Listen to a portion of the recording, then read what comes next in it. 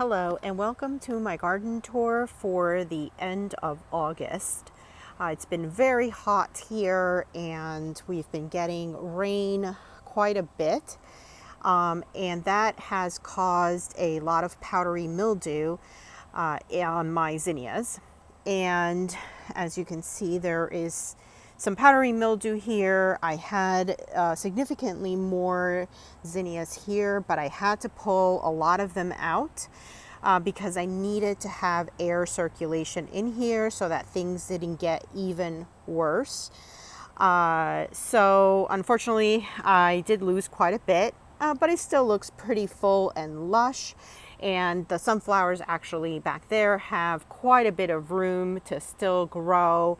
And I also ended up putting in some sunflower seedlings in here to hopefully have some fall color.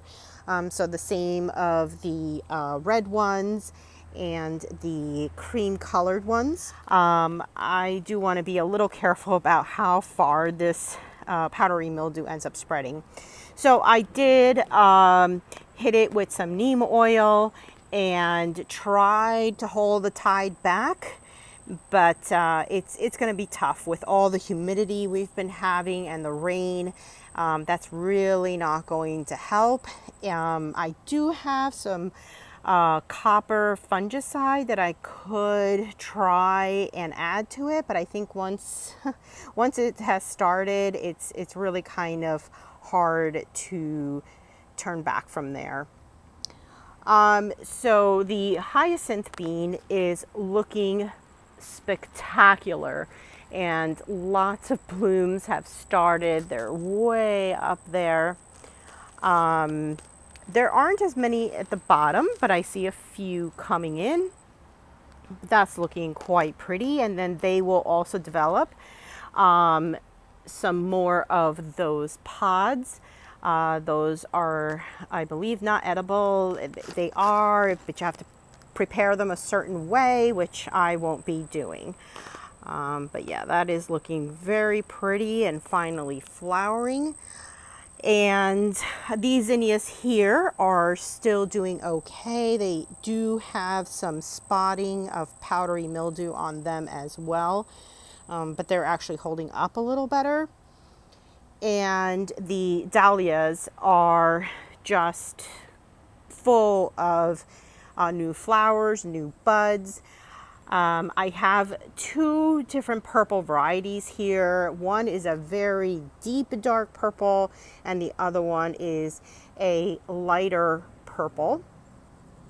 And hindsight, really, I think I would have wanted to add a little more color variety rather than two purples. The dahlia that is back there is the Pen Hill watermelon. And that one is looking phenomenal, absolutely beautiful. It's super hard for me to reach because I put everything so close together, really hard to get to and cut them. I can see that the Pen Hill watermelon, one of the stems is on the ground and it's still flowered, and I need to go pick these flowers and I'm going to bring them inside to put in a vase and enjoy them indoors. This hydrangea just looks like it just keeps getting bigger every day. It is starting to turn colors as the blooms start to fade, and hopefully some cooler weather comes in, and yeah, that'll start putting on more of their fall color.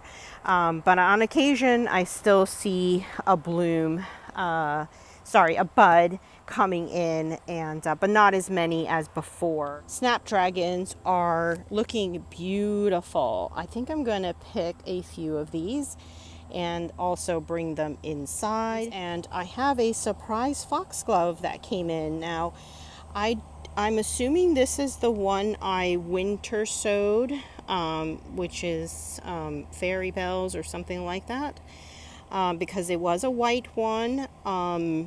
So I don't think this is the one that reseeded from my pink one that I bought at Walmart last year. So yeah, a little confused by that, but not complaining about it.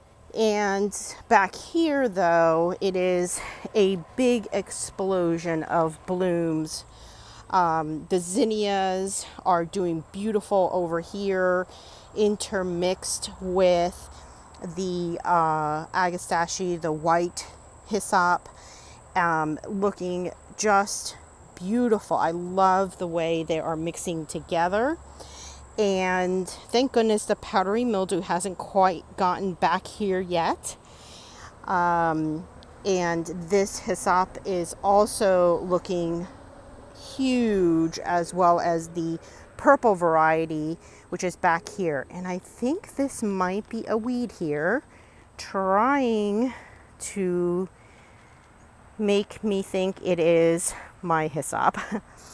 In the back, I did put some basil and some cinnamon basil in the back. I see maybe it tried to flower, but I don't think I've had a whole lot of success. And the rose campion had finished blooming, but if I just trim it back a little bit and cut off some of the dead buds, it should start to rebloom again. I have this little patch of salvia that I had, I can't recall if I winter sowed this or if I just started a few seeds on my deck. And this has been flowering and looking absolutely spectacular. These are annuals, and but I just love how beautiful they look right now. They were more of a reddish color, but now they've turned more of this vibrant pink, and really loving this plant. So I haven't shown my front garden bed because it's looking atrocious to me. And I think this is definitely one that is a redo for next year. It's just gone through a lot of torture. I've got some lavender hyssop here. It was really kind of more of a holding place, as well as the rose campion, another one that I was just using as a holding place. These are all coming out. They just didn't do well, the gladiolas. And just a lot of the plants here are struggling and either eaten by bunnies or by beetles, etc. So the celosia has not enjoyed one little bit having so much rain and wet.